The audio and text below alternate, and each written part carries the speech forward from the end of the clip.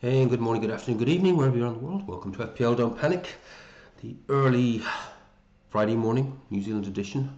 Deadline's around 24 hours away, I guess. Bishop Brennan Cup time. Quick touch base on my own team. Still unsure what to do, to be honest with you, so I'll keep this side of things brief. There may not be even a lock-in video this week because I suspect I'm going to go right up to deadline. I'll tell you what my dilemma is. I'm not actually unhappy with the team, but I've done. You saw in the spreadsheet I did a day or two back. You know, I was talking about sort of plans for the rest of the season. You know, probably roll this week, bring in a third City asset for the City double. Think I'm going to ignore Crystal Palace, and then the plan was then just roll and have a last roll of the dice if I can in any way. Say 509,000 at the moment. Can I get anywhere within some sort of a shout of 100k over the next 2 or 3 game weeks, just to give myself one last ray of hope as we hit the last game week, with a few transfers up my sleeve and take a few wild swings, just have a last crack at it. Slight rethink there as I'm trying to lay this team out. And my problem with this team is, although I generally like it, I'm still toying with the O'Reilly captaincy as a punt. Let's go through this. Brains bouncing around here. First thing I don't like about my team at the moment, I generally like the players, most of the players, but I have fixture clashes, you know, with forwards against defenders, etc. The players I'd ideally like to have out there, you know, I'd like to have Mavropanos out there, but that means obviously then I've got Thiago and potentially Dango playing against him. I've obviously got Bruno Fernandes, Cunha, if I play him, up against Virgil, who I don't think is going to keep clean sheet, but I'd like to see it. I'd like the idea of a clean sheet, but not obviously against Bruno. And if I play Cunha, but there is the attacking threat there against the United defence, which is still a bit wobbly in my opinion. Been a bit better lately, but it's still pretty wobbly. I just have fixture clashes all over the place. I think where I've got it there at the moment is maybe where I have the least clashes, but it's probably my least favourite lineup. I've just Alderete. I'm just not happy with Alderete. Going out at the moment, given the capitulation. They're 5-0 spanking by Forest at home. Wolves away. I don't know. I've just got this funny feeling Wolves will be just, again, maybe creating false narratives here, that Wolves could just be up for it, relax now they're done, let's go out and put on a show for our fans. And even if they do get beaten, there could be, you know, that they're still going to go out and try and score a few goals. I'm wondering, do I make a transfer? Cunha's yellow flagged at the moment. I'll wait for the presser to see what the news is, because that could alleviate things if he's 100% fit. Play Cunha. Bench Virgil. Maybe. Still don't feel 100% happy with it. I tell you where my brain is slightly at. And I know I said I was going to roll this week. Maybe I just resolve this by doing a transfer and bringing in a third City asset early. The problem is which one. Semenyo, I will assume, is the highest owned. Cherky, I really do like Cherky, but his ownership's going up. Is that creating enough of a differential if I moved out Cunha for Semenyo or Cherky? And a lot of people are going off Semenyo, so there's a bit of a sale and people making sideways moves to Cherky. So there would be some rank gain there if one of them goes off, if the one I've got, hopefully. Do I go completely sideways and actually just move out Alderete and bring in another City defender? Don't hate that idea. I don't hate that idea. Which one? Matheus Nunes, probably, for me. The clean sheet. better chance, I think, of an attacking return from Matheus Nunes, and I've had him before this year. He did very, very well for me. I had him for a little period of time. Guehi, forget the clean sheet. It's a thought. I think I am more drawn, though, to be honest with you, towards the Cunha move. Move Cunha out early and bring in either Semenyo or, I think, Cherki. A punt on Doku. Don't hate it. Don't hate it. But it's risky. Risky. The minutes are such a big risk, aren't they? But what that would enable me to do is rectify what I think may have been a mistake. And then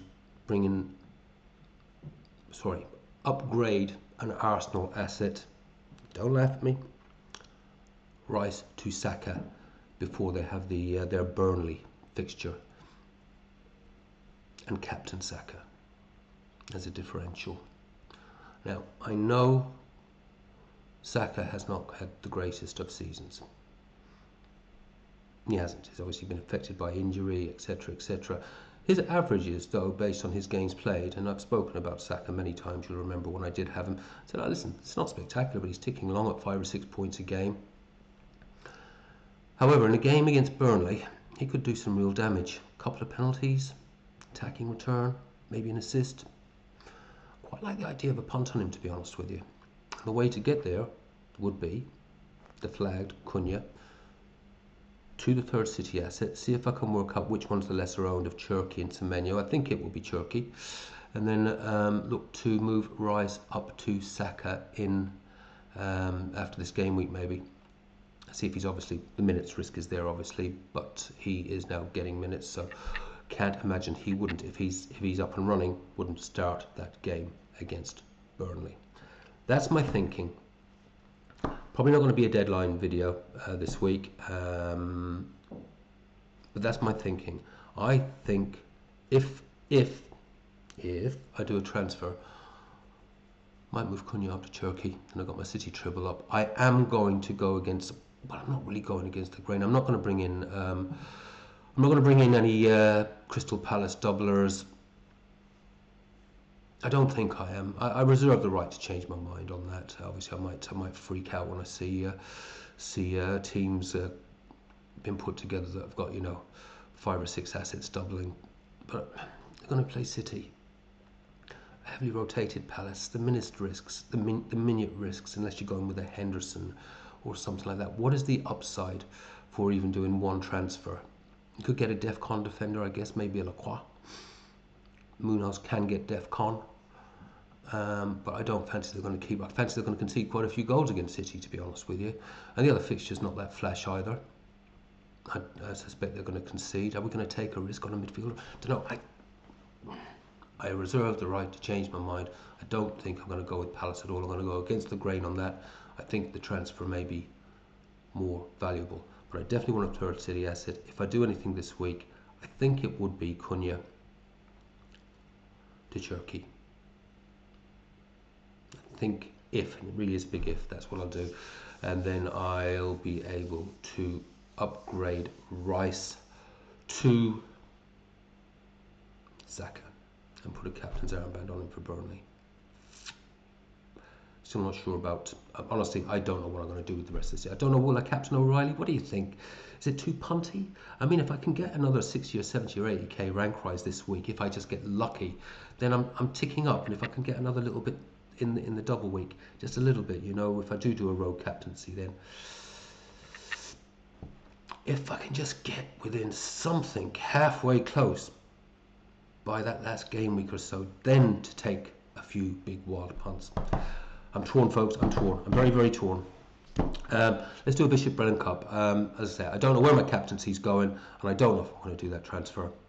I guess you're going to find out after this, after the deadline. I think I'm only going to find out myself after the deadline. And I know I probably should do a turtle toss, but this feels too important to put it over to the turtle to decide for me. Right, Bishop Brennan Cup time. Nice to see the sea of greens this week, but as you all know, I have literally been up 100, down 100, up 100, down 100, up 100, down 100. Can I get 2 greens in a row? I've had 2 greens in a row for a long time.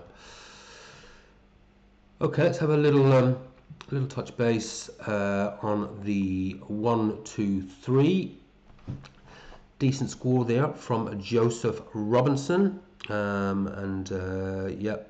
2,124, mate. You're just ticking along nicely. I think anything 60 points plus is a good score this week. I mean, I got a green arrow, a decent green arrow on 59 myself. I know the higher up the ranks you go, 59 might not have even got you the green. I know Dean, who's now in second place, had a little drop this week in his overall rank. He's still sitting there around 3,000 or 4,000 though, with 58 points. And just a word to Dean, if you are listening, mate. I know you're going through some stuff at the moment.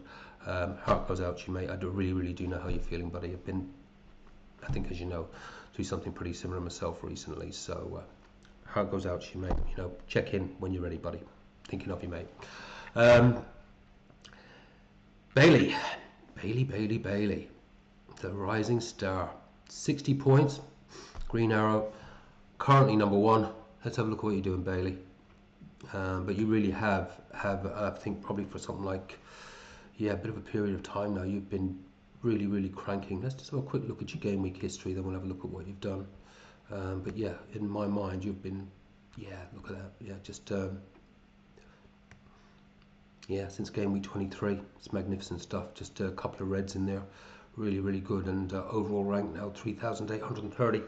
That's brilliant stuff, Bailey. Brilliant stuff. Let's have a quick look at your team before we do Bishop Brennan. Let's make sure that is visible for everyone. Bear with me. Yeah, visible enough. That'll do. What do you got? What do you got? So you played your free hit. Raya, lovely. Double Arsenal defence. Pedro Porro, the one Spurs asset that actually did do well. Well, the defence did well. Anyone that doubled up on that defence would have done very well this week. Virgil, yeah, just a solid DEFCON. And Bumo, you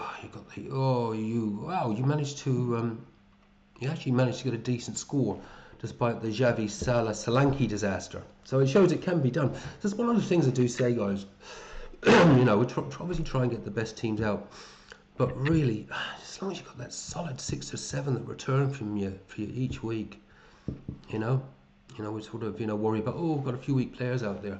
Have you got 6 or 7 of the right ones?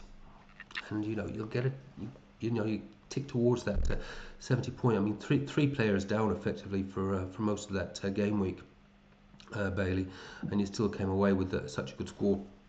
Bruno captaincy, and the ever-reliable Bowen. The ever-reliable Bowen. It's a really good score, Bailey. Keep it up. Hope you have an excellent game week again. Right, let's have a little look at our Bishop Brennan Cup winner this week. I have spotted you earlier. My morning eyes once more. I put you guys through this every week then, as I've already spotted it, and then I can't bloody spot it again. Bear with me. I'll just give a few honourable mentions here for some of the decent scores there. Dave, you got a nice 60 there, buddy. Dexter, that's a really good score this week, mate. 73 pointer. 74 from Sam. Sam, you've had a few good ones lately as well, if my memory serves correct.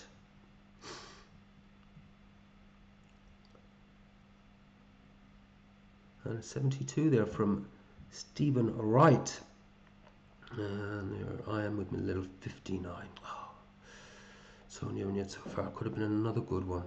Thiago should have had about 3 goals. Dango should have had a goal. Yeah. It is a game of if, whats, maybes, and what might have been sometimes, isn't it? It really is. Where's my Bishop Brennan Cup winner gone? I'd have to just make this a wee bit bigger for myself.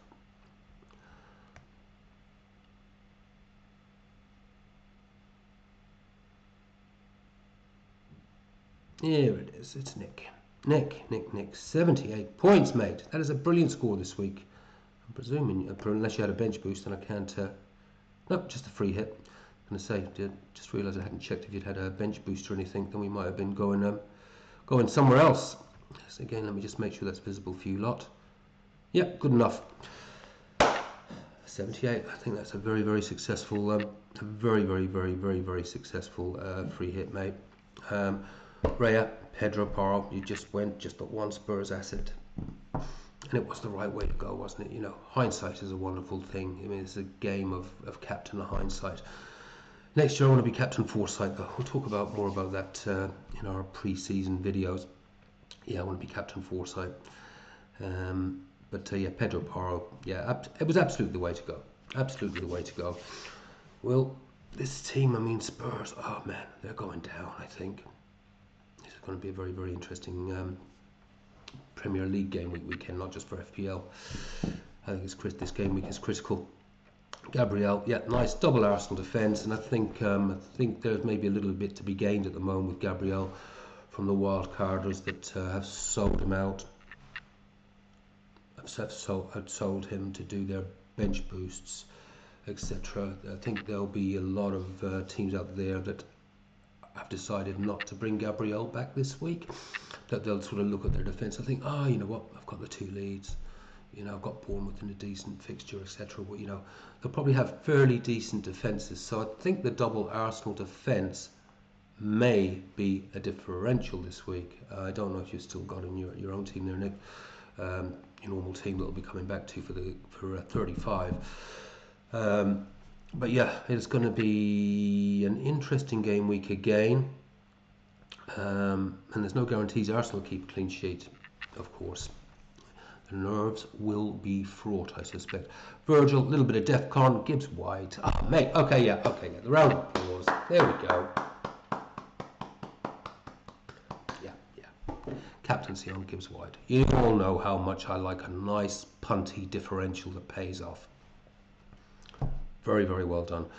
Rogers. I have a funny feeling he's going to go off for the last few games.